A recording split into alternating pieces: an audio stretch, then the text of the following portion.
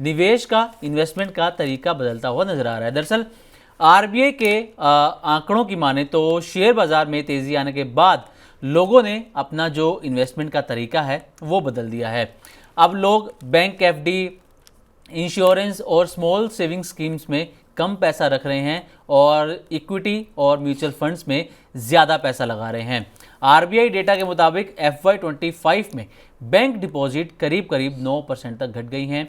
Insurance और small savings में भी बड़ी गिरावट आई है, लेकिन शेयर मार्केट में, इक्विटी मार्केट में निवेश 1.5 गुना से ज़्यादा और म्यूचुअल फंड्स में करीब करीब 2 गुना निवेश बढ़ता हुआ नजर आया है। यानी कि सीधी बात यह है कि अब लोग कम रिटर्न वाले सुरक्षित निवेश छोड़कर ज़्यादा कमाई के लिए रिस्क लेने को भी तैयार हैं। हालांकि पीएफ और पेंशन में निवेश बढ़ा है क्योंकि लोग रिटायरमेंट को लेकर भी अब ज़्यादा सजग होते हुए नज़र आ रहे हैं। तो प्रवीण सर, सबसे पहला मेरा सवाल आपसे यही रहेगा, पहले आपके सामने कुछ ये एक नंबर्स रखना चाहूँगा कि लाइफ इंश्योरेंस इसमें ये जो है वो 17% के आसपास जो है वो घट चुका है इसमें निवेश। स्मॉल सेविंग स्कीम 24% तक इसमें इन्वेस्टमेंट कम हो चुकी है। लेकिन अगर हम इक्विटी मार्केट देखें तो 150% का इसमें तेज़ी देखने को मिली है इन्वेस्टमेंट में। म्यूचुअल फंड बाज़ार में 95% की ग्रोथ रही है। तो सर, इन नंबर से आप क्या समझते हैं? क्या अब लोग अपने रिस्क ज़्यादा लेने की उसमें चले गए हैं कि भैया हमें रिटर्न ज़्यादा चाहिए, भले ही रिस्क ज़्यादा क्यों ना लेना पड़े? नहीं, देखिए सिमरनजीत, ये जो आरबीआई का जो बिल्कुल लेटेस्ट डेटा है, ये देश में जो लोग हैं उनकी बदलती हुई इन्वेस्टमेंट के तौर तरीके, बदलता हुआ इन्वेस्टमेंट पैटर्न, उसकी साफ तौर पे गवाही देता है। और ये डेटा साल दर साल का डेटा है, FY24 वर्सेस FY25 का आंकड़ा है। और बहुत चौंकाने वाले यहाँ पे ट्रेंड निकलकर सामने आ रहे हैं जो हर हमारे व्यूअर्स को समझना बेहद ज़रूरी है। मसलन आपकी टोटल जो हाउस होल्ड सेविंग है उसमें FY21 में आपका जो बैंक डिपॉजिट है, आपकी जो पूरी फाइनेंशियल सेविंग है उसमें बैंक डिपॉजिट का हिस्सा FY21 में 40% से ऊपर था, तकरीबन 41% था, 40.9% था। ये FY25 में 2024-25 में घट के 35.5% के भी नीचे आ गया, 35.2% पे आ गया। तकरीबन 5% का ड्रॉप यहाँ दिखाई दे रहा है ओवरऑल हाउस होल्ड सेविंग में। आपका बैंक डिपॉजिट का शेयर कहीं पहले 40% हुआ करता था, अब घट के 35% आ गया।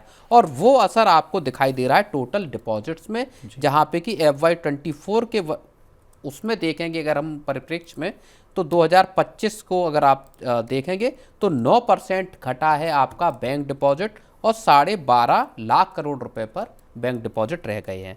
यही हाल आपका इंश्योरेंस का है, जहाँ पे कि तकरीबन 17.5% की गिरावट आई। अब बदलाव कहाँ पे हुआ है? 3 जो ऐसी चीजें हैं जहां आपको तेजी दिखाई देती है।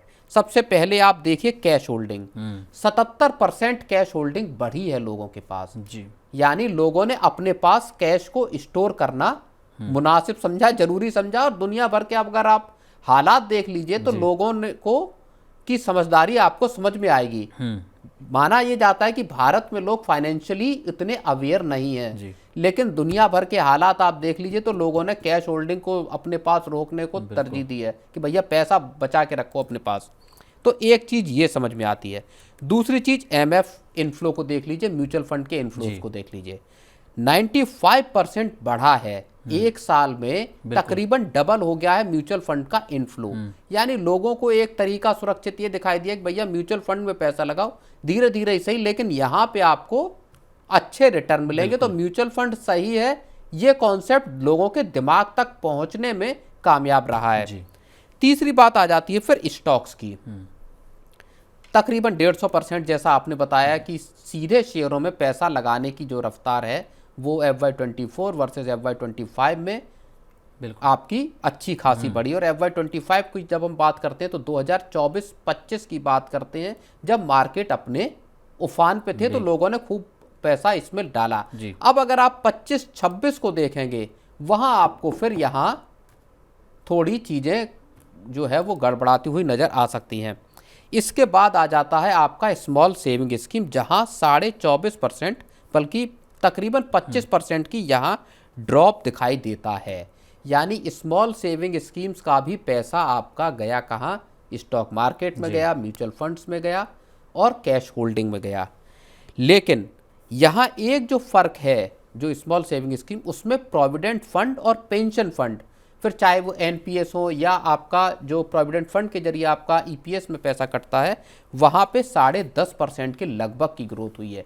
यानी स्मॉल सेविंग स्कीम्स में तो पैसा घटा है, लेकिन प्रोविडेंट फंड, पीपीएफ हो या आपका जो पेंशन फंड है, यहाँ पे लोगों ने तो पेंशन को लेके लोग कितने सजग हैं वो दिखाई दे रहा है, और लोग अपने लॉन्ग टर्म वेल्थ को क्रिएट करने के लिए म्यूचुअल फंड में कैसे पैसा लगा रहे हैं वो सिमरनजीत दिखाई देता है। और एक और बस छोटी सी चीज मैं यहाँ बताऊंगा, म्यूचुअल फंड की होल्डिंग अगर आप देखेंगे, टोटल फाइनेंशियल सेविंग्स जो लोगों की है उसमें शेयर के तौर पर, उसमें हिस्सेदारी, अगर आपके पास 100 रुपए की फाइनेंशियल सेविंग है तो उसमें म्यूचुअल फंड का हिस्सेदारी कैसी रही है।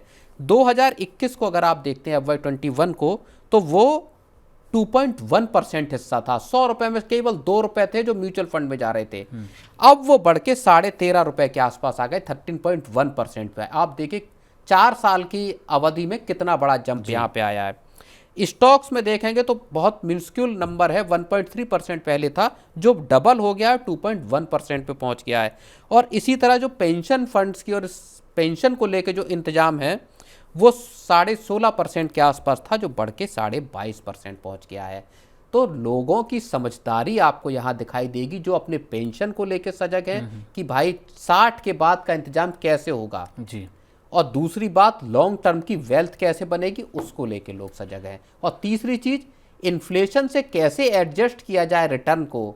एफडी का 6% या 7% का रिटर्न लोगों को अब काफ़ी नहीं लगता। लोगों को समझ में ये आ गया है कि इन्फ्लेशन से एडजस्ट करके रिटर्न को देखना पड़ेगा, तभी लंबे वक्त की पूंजी बन पाएगी। ठीक है प्रवीण सर, एक शॉर्ट में आपसे मैं जानना चाहूँगा। मेरी तरफ से नहीं सर, कोई दिक्कत नहीं है। हमने दर्शकों को समझाना ही हमारा लक्ष्य है, हमारा मकसद यही है कि लोगों को डिटेल में उस चीज़ को बता पाएँ। लेकिन आपने लोगों के अवेयरनेस की बात करी कि लोग अवेयर ज़्यादा हो रहे हैं, लेकिन एक चीज़ ये भी कही जा रही है, जिस तरीके से इक्विटी मार्केट में निवेश लोगों का बढ़ रहा है, कि फोमो भी कहीं ना कहीं है, फियर ऑफ मिसिंग आउट। जिससे सिल्वर की अगर हम बात कर ले, सिल्वर ने अभी पिछले 1 साल में देखे तो ज़बरदस्त रिटर्न दिया है, तो लोगों में फोमो है। लोग अब सिल्वर में ज़्यादा पैसा लगा रहे हैं कि भैया मैंने वो मिस कर दिया तो अब पैसा लगाता हूँ, अब कमा लूँगा। आपको लगता है कि कहीं ना कहीं ये फोमो भी है जिसकी वजह से इक्विटी मार्केट में पैसा ज़्यादा आ रहा है, इन्फ्लो ज़्यादा हो गया? नहीं, डेफिनेटली। देखिए अब हुआ क्या, FY24-25 को अगर आप देखेंगे तो अक्टूबर 2024 से और जो मार्केट गिरना शुरू हुआ तो वहाँ पे गिरावट का ट्रेंड हमको नज़र आता रहा। और ये पूरा साल 2025 भी मार्केट्स के लिहाज से ठंडा ही रहा। मान लीजिए 10-10.5% के आसपास निफ्टी और सेंसेक्स का रिटर्न रहा होगा कैलेंडर ईयर में। अब लोगों को लगा कि यार सोना भाग रहा है, चांदी भाग रही है, तो क्यों ना यहाँ से पैसा निकाला जाए। तो लोग अब बहुत एक्टिवली दरअसल पार्टिसिपेट कर रहे हैं अपने फाइनेंशियल एसेट्स पे मिलने वाले रिटर्न को लेके। पहले क्या होता था, पहले पैसा लिया 15 साल के लिए, 10 साल के लिए एफडी की या एनएससी खरीद ली या पीपीएफ खरीद लिया या आपका केवीपी खरीद ली, किसान विकास पत्र, और डाल के भूल गए कि 6-7% जो सरकार देगी भैया वही हमारी नियति है, उतना ही पैसा मिल रहा है। अब आदमी को वो चीज़ समझ में नहीं आती। लोग चाहते हैं कि यार ज़्यादा रिटर्न चाहिए, और उसके लिए लोगों ने दिमाग चलाना शुरू कर दिया है। वो ट्रेंड दरअसल यहाँ पे नज़र आ रहे हैं, और उसमें रिस्क भी लोग ले रहे हैं, ऐसी बात नहीं है। बिल्कुल, तो हम कह सकते हैं कि अपने निवेश को लेकर जो हैं वो लोग अब ज़्यादा अलर्ट हो गए हैं, सजग हो गए हैं, और एक्टिवली पार्टिसिपेट भी करते हुए मार्केट के अंदर वो नजर आ रहे हैं। की और एक और बात समझिए कि आरबीआई की रिपोर्ट केवल अर्बन सेंट्रिक नहीं है कि केवल शहरी जो इलाके हैं वहां की ये रिपोर्ट हो, वहां के ग्रामीण इलाकों समझ में आ जाती बात। ये देश के पूरे ओवरऑल इन्वेस्टमेंट पैटर्न को बता रही है, और इससे ये पता चलता है कि जो एक जो सोच मानी जाती थी कि लोगों को जानकारी है नहीं साहब कि पैसा कैसे लगाया जाए, कमाया कैसे जाए, बिल्कुल, उसमें 2 बड़े ट्रेंड निकल के आए। एक ट्रेंड निकल के ये आया जिसको लेके शायद उदय कोटक ने ही ये बोला था कि भारत की महिलाएं सबसे समझदार निकली जी, जो लंबे वक्त से गोल्ड को खरीदती रही।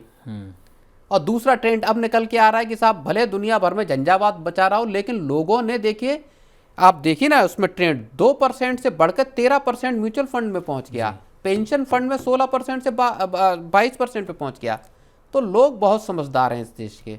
बिल्कुल सर।